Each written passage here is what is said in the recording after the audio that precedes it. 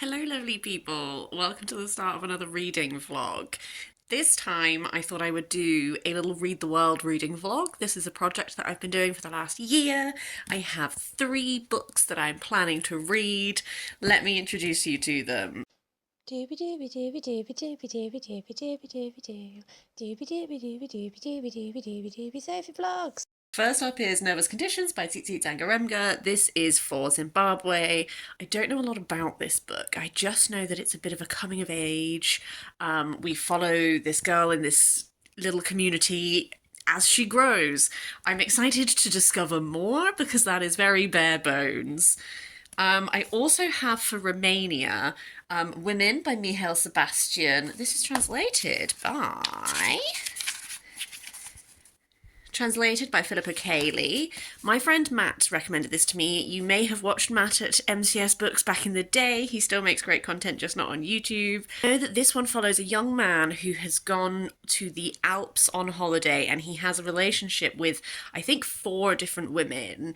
And then it's as he's traveling home again, he's reflecting on these relationships. So it's sort of exploring these different types of whether love or just relationship, I don't know. So that's going to be intriguing. And then finally for Syria, I have The Frightened Ones by Dina Wannous. This follows a woman, what is your name? Ceallaigh, who she receives a manuscript from Nassim, who is fleeing the war. And the manuscript is like a story about this woman, this unnamed woman. And Ceallaigh, while she's reading this, is trying to figure out who this woman is, what this narrative means, all of this kind of thing. So these are the 3 that I am planning to read for this project. Just in general, before I kick into little reading updates, if you have any recommendations for books from anywhere in the world that you really like, I would always love to hear them. That's the whole point of this project. Yeah, before I go into a reading update, I went to Wells the other day for Wells Festival of Literature. I went to 2 talks. I went to one by Sophie Grigson, which was talking about the food of Puglia, which is where she lives in Italy. And then I went to another one that was by Christopher Harding that was talking about his new book, which is all about, from Herodotus to contemporary times, how the West has viewed the East and these sort of ideas of the East that we have, how they have their roots very, very far back. And they were both really fab, but I got there quite early because the talk was quite early, so I wandered around Wells Cathedral and the little town of Wells in the day, and then I went to Glastonbury in the afternoon with some friends. So I thought I would just insert those here because they're nice, I hope.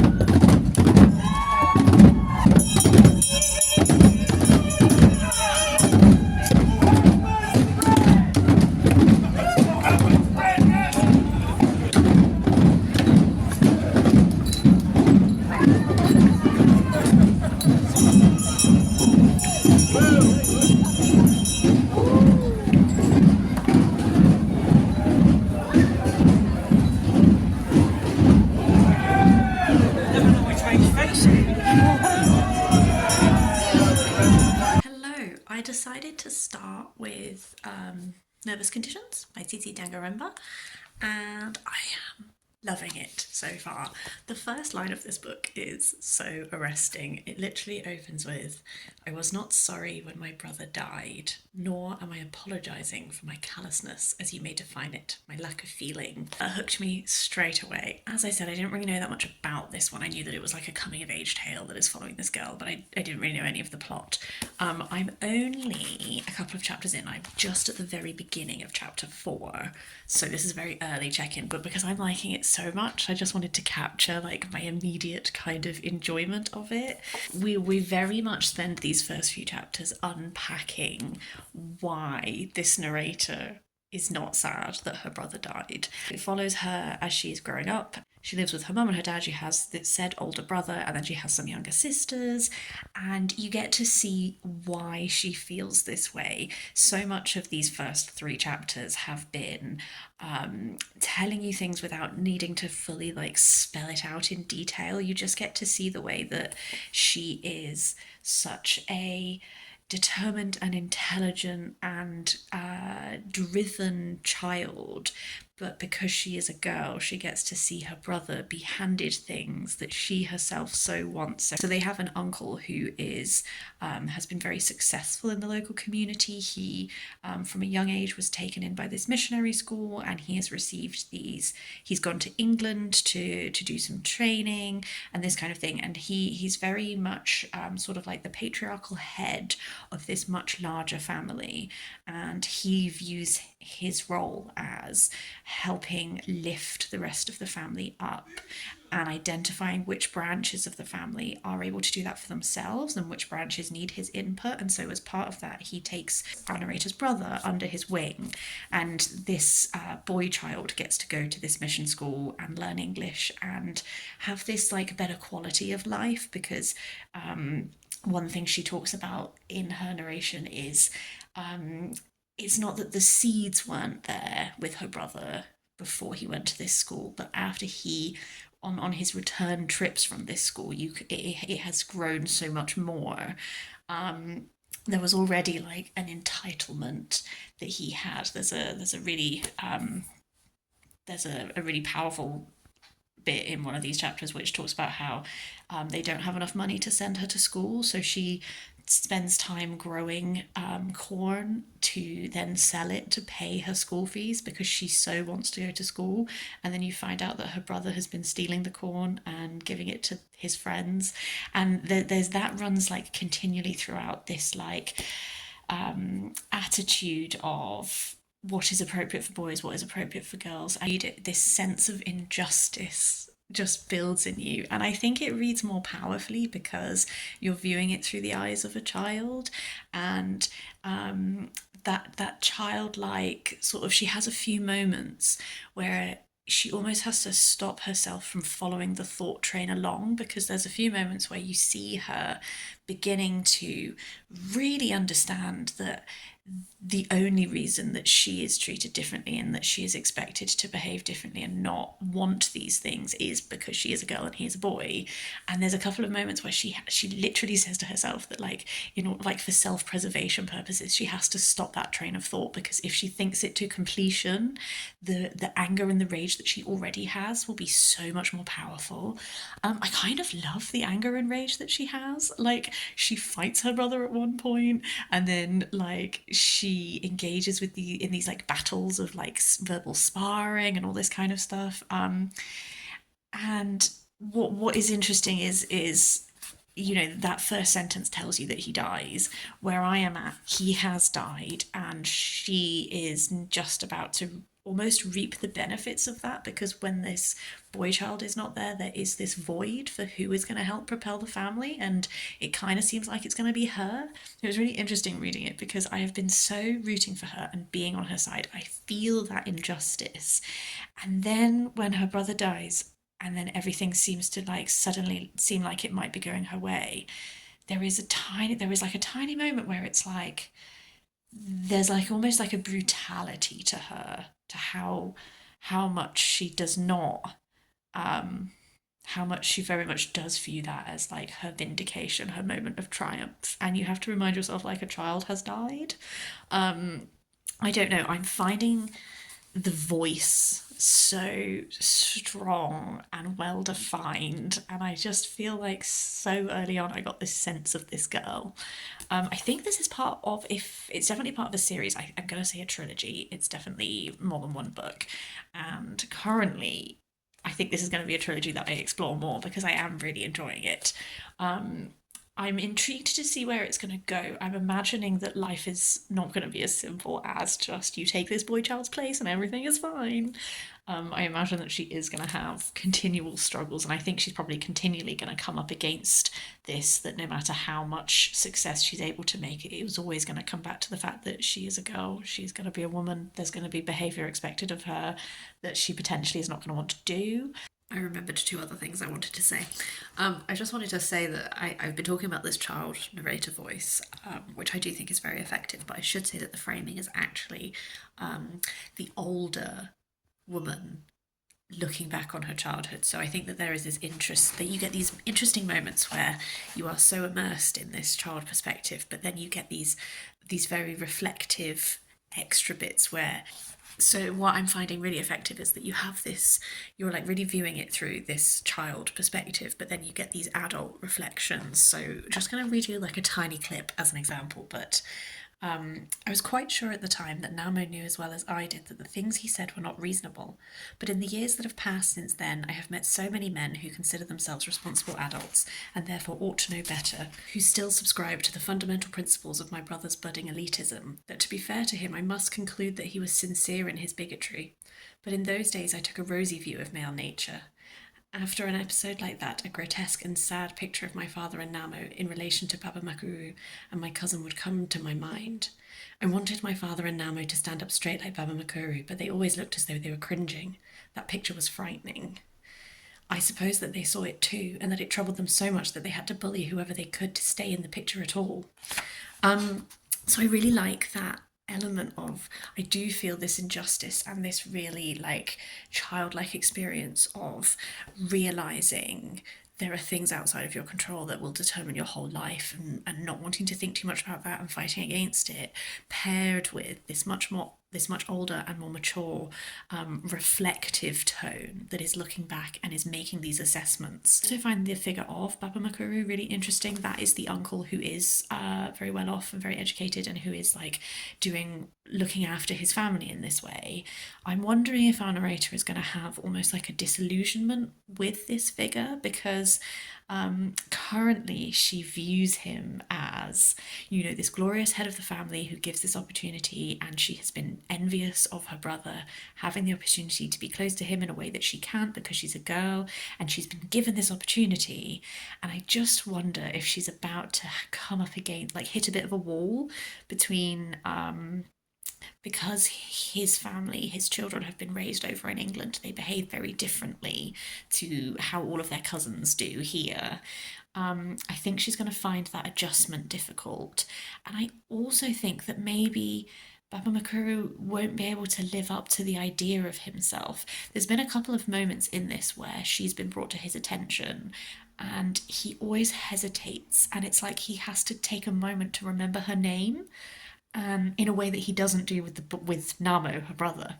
And I just feel like maybe I feel like there's going to be more like disillusionment in her, both in how maybe this experience of this missionary school is going to go, and then also I'm just not sure that this golden man who the whole family loves and who they put on such celebrations when he returns and all of this, I'm just not sure if he's gonna live up to the idea of himself. And that makes me feel like a little pang for like this future disappointment, maybe. I don't know. I'm really enjoying it. I'll stop waffling now. I'm about to do a big soup. Tis soup season. I got my odd box a couple of days ago, and so I kind of just wanting to do like a big green soup to use up lots of stuff.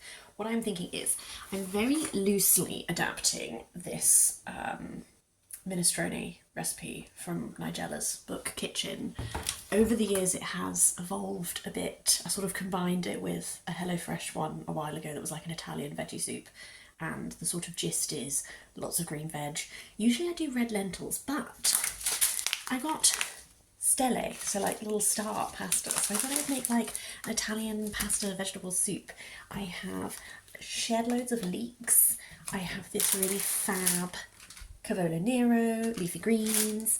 I've got quite a lot of little I did drop that carrot on the floor, yes. Quite a lot of little carrots, the tail end of a little cabbage, and I have this really sad lemon. My work gets fruit bowls, which is very lovely. It's like free fruit, but obviously people don't really eat like the lemons in the office, so I've been taking the lemons home because, you know, get use out of them. This lemon is in need of using, so I thought I would squeeze a bunch of lemon in at the end. Might grate a bit of zest in. And then I've been thinking herbs. I'm kind of thinking, I've got like an array. I've got like sage, rosemary, thyme, that kind of vibe. I'm wondering if I maybe lean a little bit more Italian. I feel this is very like, sage is my comfort herb. I don't know why. When I make these big soups, I just love to throw shed loads of sage in it. But yes, that is what I'm thinking. I will cut to a little clip of my soup when it is done. We have it! I have my soup. It's a very brothy soup. I ended up adding some like yeast extract to give it a little bit of oomph. I added a little bit of cider just to give it a bit of sweetness. We used so much lemon juice, it's really sparkling. I've meant to say that if you can do dairy, then I really recommend sticking parmesan rinds in it. I can't do that anymore because I am allergic, but it does add like a really nice umami-ness to your soup. So yes, I have my little brothy soup. I have my books. I have a little drink. I'm gonna have some lunch. The walking vlog returns. I finished Nervous Conditions and I did really enjoy it. I think it's one of those books which is ostensibly quite simple in the actual like events that it is telling you, but it's very cleverly giving you a much more complex story. It's just not spelling it out for you. A lot of it is inferred or ironic or all that kind of thing. Where I said last time was Tambi was about to go off to this school where she would be staying with her uncle, and one of my favourite things about the book is Tambu's relationship with her cousin. I don't know if it's Nisha or Nyasha or something. I should have googled, I didn't because I'm on my walk. I feel like they are such great foils to each other. Cousin spent some time in England and it's like something in conflict with the uncle, but she also, her story is so heartbreaking. It's like this person who has such thoughts and ideas, and you just watch as the book goes on, you see her shrink and shrink and shrink herself to a point of like she's just completely crumbles. Kind of heartbreaking, the journey you see this cousin go on, and then Tambu is also not unaffected. I think I said about this sort of awareness she has of not following thoughts too far because then it will be unbearable, and she really does go through like a bit of a process, and she almost like molds herself into what the perfect docile woman is supposed to be, and then she hits a point where she can't stay quiet any longer. Her type of rebellion is very different to her cousin's type of rebellion, but I think that the sort of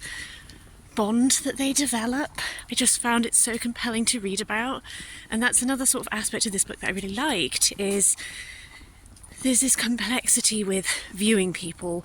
There are people who are to blame for certain actions and things happening, but they're not given to you as entirely villainous. Everyone is shown as a product of this society. Literally every time I try and record, a vehicle starts doing something. So I have come to the woods.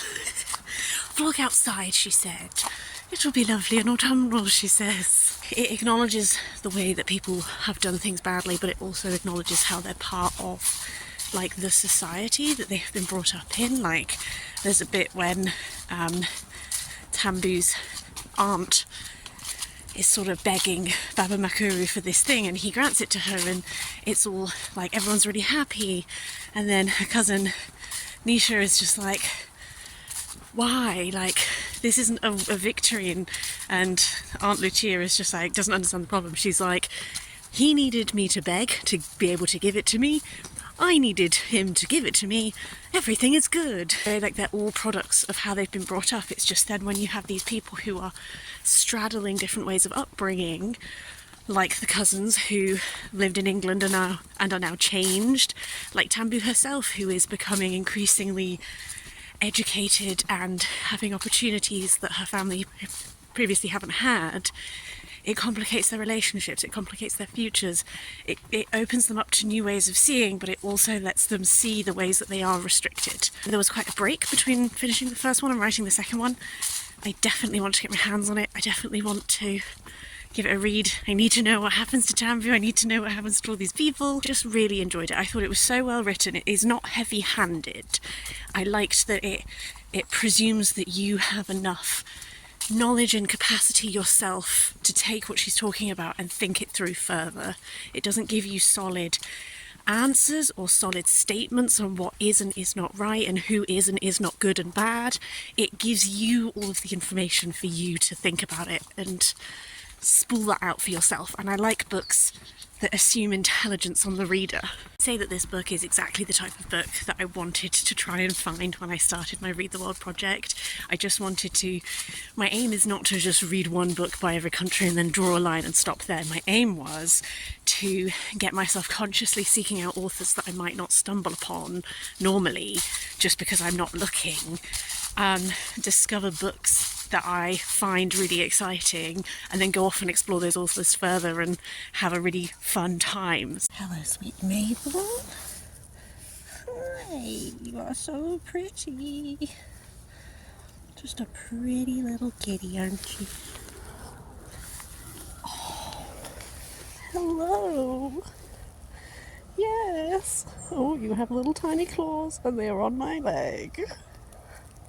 That little cat you just saw, I call Mabel. She is a sweetheart. She's very elusive. I don't see her very often, but she lives on this little bit of the path and I just love her. I think she's such a little lady. She's so refined. Well, I stopped recording, but she sat on my little feet so I couldn't leave and she was just purring as I gave her little scritches. I should say I am allergic to cats. All these cats you keep seeing in these reading vlogs, I shouldn't really be touching. I used both hands. I cannot touch my face until I get home, but absolutely worth it. They light up my life. I have just stumbled upon all of these mushrooms. Look at them. There's also this little bit of, I think this is a coral fungus. I'm going to need to look it up. But then look how far these go. Ow, stung myself. Ow. The second book I have started, Women by Mihail Sebastian.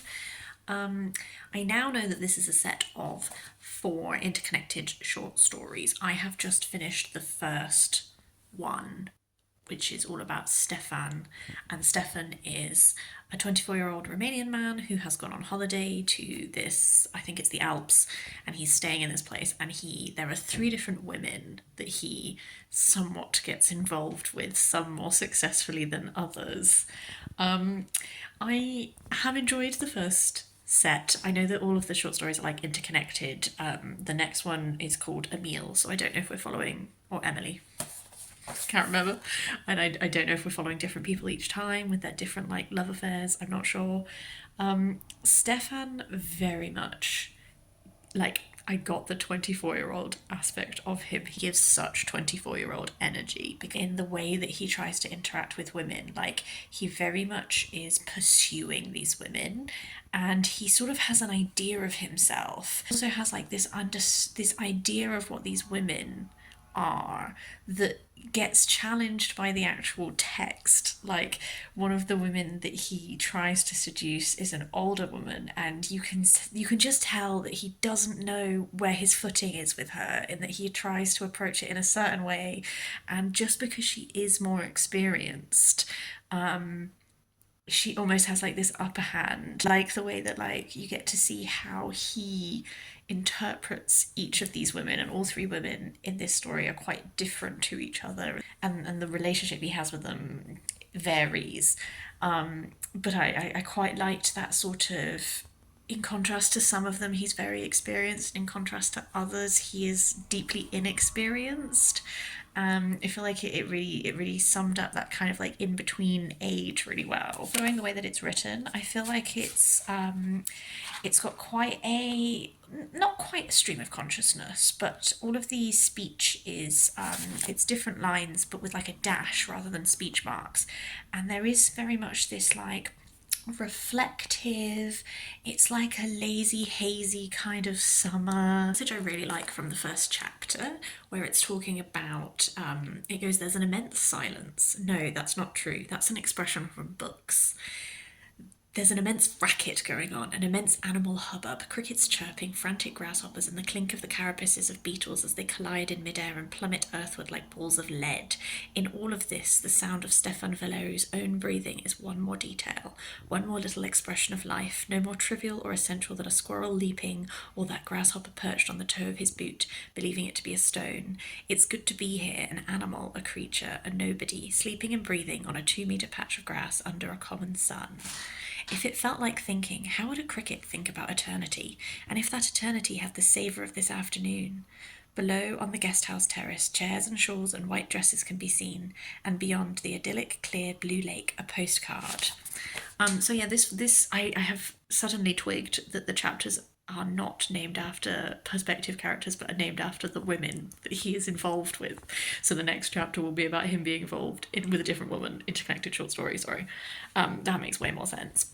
I like this reflective writing and this sort of capturing of this moment where he is just sort of finished all of these exams and he's taken himself off on this adult grown-up trip thing, but he is also still so youthful and so he's very much on that cusp where it's you're young enough to think that the whole world is ahead of you, and you're also young enough to think that you have loads of experience when you don't, but old enough to be have little tinges of having had experience and that kind of thing. I don't know, I'm enjoying that so far.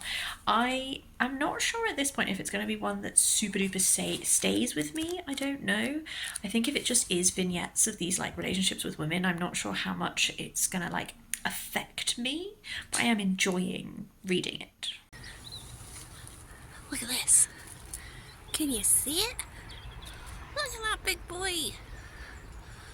Oh, what a bracket, funky. I have finished reading Women by Mihail Sebastian. Slightly sad to say that the first story was my favourite of the 4 stories, and I haven't liked the rest of it as much. The second story, Emily, I think is my least favourite. I really didn't like that one because I really didn't like the way that he talked about Emily. There was a real cruelty to Emily. Emily is she is a girl that he meets. She's not a girl that he's romantically involved in. It's he's romantically involved with this other woman, and then they use Emily's room for their hookup, which lots of people do because Emily is described as being very slow and very stupid. She has a lot of physical difficulties, which he very much talks about in a cruel way. And they play a lot of... Emily is often the butt of the joke in situations and stuff like this. So the whole story of Emily is this story. I just felt it was really cruel. And he says at one point in it, he was he likes being cruel and doing practical jokes on people. And he was oh, I probably wouldn't have done this joke on Emily, but everyone else was, so I just went along with it. So it wasn't really my fault what happened and all that kind of thing. And I didn't really like that one. I don't need my narrators to be likeable. I don't need to always like the person who's narrating the tale, but I think because the tale literally just was this tale of cruelty, there was nothing in there for me really, and I didn't think it was written as well as the first one. That little bit that I read you from the first story, there wasn't any of those luscious description things. The story of Maria was interesting because Maria is the only story that is not written from Stefan's perspective. It's written from the perspective of Maria, and she's very much upbraiding him for his assumptions about what their relationship is, and I thought it had... I liked the tone. I liked that sort of perspective. It has also a little ambiguity to it as well, which I did like. So that one I liked more. And then the final one is about this woman that he becomes involved with, who is sort of part of a cabaret act, a performer kind of woman. And I wasn't super invested in that one until right at the very end. I quite liked how that one ended. How I feel about this one overall is that I don't think it's bad. I think because that first story I liked it so much and I really enjoyed the way it was written and everything like that, I just think that the rest of the collection never lived up to that. Which is like, I feel a bit cruel saying that because it's like, oh, your first bit was so good that all the rest like just didn't hit, but it didn't hit the same way. But I have found it interesting. I'm not sure I would pick up any more Mihail Sebastian. I think it's difficult, isn't it, when you're reading a book written in the 30s, like the perspective on women is not always going to be great, and like the women are not always going to be like very well fleshed out, and there's going to be like some misogyny in the narrative and all that kind of thing. And I liked it best when it felt like we were knowingly acknowledging where Stefan was like limited in his own view, because some of these women in the first one are far more knowledgeable than he is and more knowing, and he's on the back foot and all that kind of thing. I think just as it went on, I don't like the way that he talks about women's bodies. That's it for this book. I'm going to go read The Frightened Ones.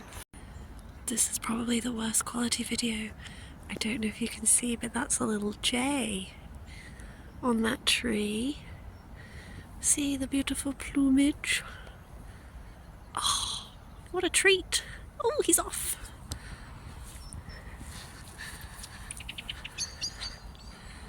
Oh, I've lost him. Oh, what a little treat for my walk home. Oh, there he is.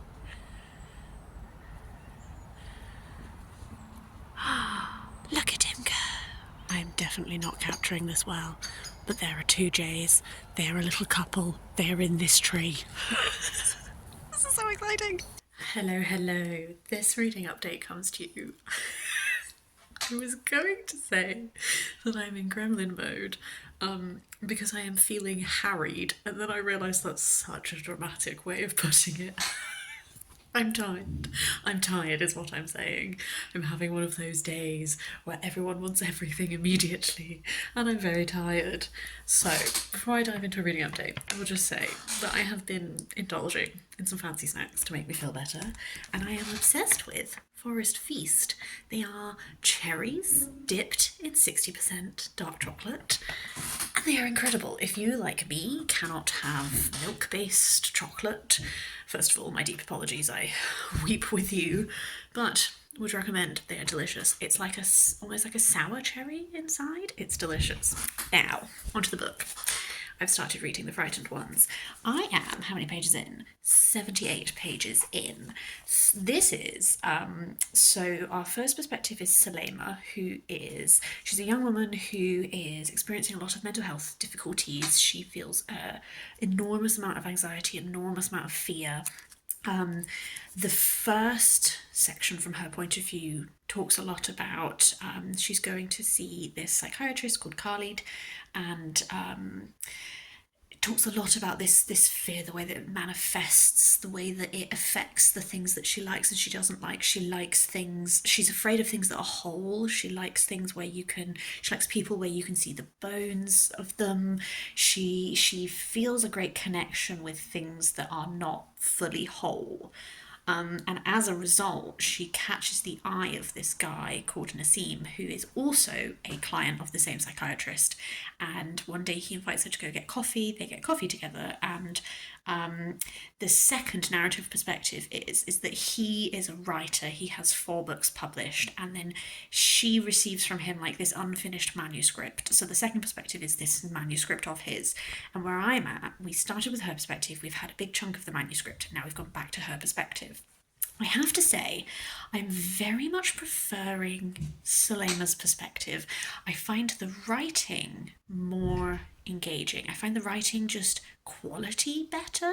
I think that the way that I don't know if it's to do with the font. I've literally just finished reading a book called Just My Type that's about the history of font, and I don't know if I'm being subliminally affected by that, because the font for Ceallaigh is like, I'm gonna say, Times New Roman, and the font for the manuscript is like this, and it just feels more juvenile to me in the writing. And I'm like, am I being affected by the font?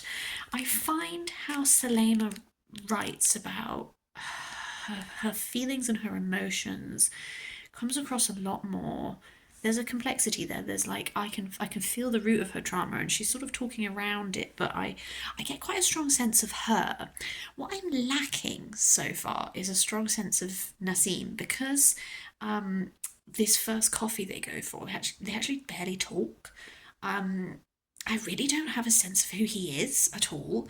And so then reading his manuscript, Ceallaigh feels like he's writing about her life, like he's taken her life and is writing it, even though she says that the events in the manuscript are completely different to what her life events were. She says that he is taking the essence of her. And I'm intrigued to see how that's going to play out. I'm intrigued to see like where that is going. Something about how it is written, it feels way more straightforward and juvenile and a lot less, I don't know, almost like the way that emotions are written about are just feel way more flat to me. I don't know, I'm going to try and muddle it out by the time I do the next update on this, but something about that manuscript narrative, it just doesn't work for me as well as Ceallaigh's narrative does. For this to be written by someone who has 4 previously published books, I don't know. I'm just not feeling that bit.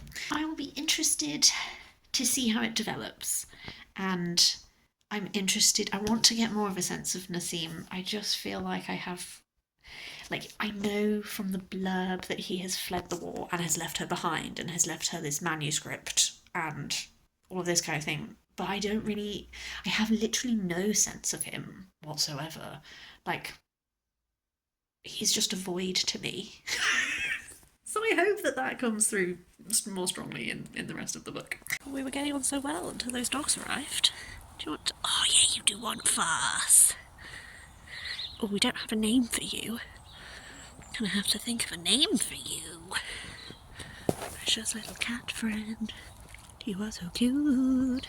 This is my final check-in, just to wrap up my thoughts on The Frightened Ones by Dima Wannous. This one didn't really work for me. I think that it is doing a very good job of capturing a lot of the emotions that Ceallaigh is having. Like, I felt like her fear and her anxiety and all of that, like I really felt that coming through in the text, in her narratives. I do still struggle with Nassim, and I think as it goes on it becomes clearer why Nassim is like less rounded out. You sort of have like these glimpses of him, and there's a recurring thing throughout this, which is like her therapist saying to her that she likes the idea of Nassim and not the reality of him, which I definitely think is probably true, even though they're together for a really long time. It seems like she tells, like, just as an example, like one anecdote she tells about how she liked him best when he was silent, and then he would talk, and then she would like ruin her idea of him. Like, the reality of him is not as good as her concept. But as a result, like he comes across, I think, quite like, all of the glimpses you get of their relationship are either them not talking or him coming across quite mean, quite dismissive of her and that kind of thing. So I just, for something that is quite central to the narrative, I found that a bit hard.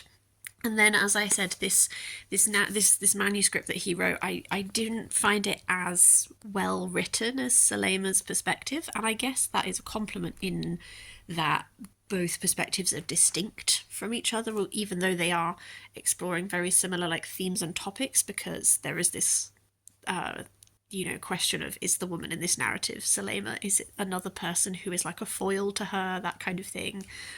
So they did feel like distinct in that way, even though now I'm thinking back on it, I think because there are these similarities of there's like a common ground between them, the lines do blur a bit.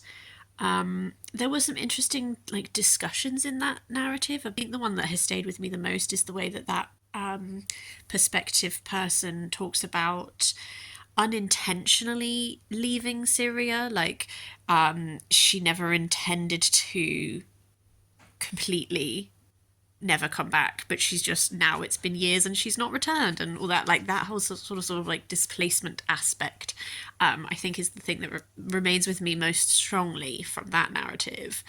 I don't know, there's, sometimes you read a book and you're like, I don't think it's terribly written, but I kind of can see, I think what it was trying to do. I find myself not satisfied. The ending is very abrupt, and if anyone would like to explain to me what the ending means, I'd really appreciate that. I don't really understand the ending. It just sort of happened, and I'm really struggling to interpret a specific part of it. I won't say for spoilers, but that's really, I don't know. I just have this, I guess maybe I am you could say that maybe I'm just supposed to feel unsettled. Maybe I'm not supposed to have much closure or anything like that, because this is focused on the experience of someone who does not feel comfortable day to day and is experiencing this war and this daily reality and all that kind of thing. So perhaps it's very, very deliberate. Something about it, I just hasn't wholly worked for me, and I can't put my finger on it. I'd be really interested, if you have read it, to hear your thoughts. But yeah, just to summarise how I'm feeling at the end of this vlog, I definitely think the order in which I read the books, like my favourite one was Nervous Conditions, and I'm definitely going to be continuing with that series. I think that Women by Mihail Sebastian, that first story, has really stayed with me, but the rest of them not so much. And then this one, maybe I need to muddle it out for a bit longer. I literally just finished it last night, but not wholly my fave. As I said in the introduction, if you have any recommendations, I would always love to hear them. I think this is probably going to be the last round of books that I read for the project for this year, because I need to do a little bit of a restock, but I have read 17 books for this project this year, and I'll probably do a separate video where I round them up and talk about what I'm planning to read next for the project in 2025. I hope this has been enjoyable. I hope that you are having the loveliest day, and I will speak to you again soon.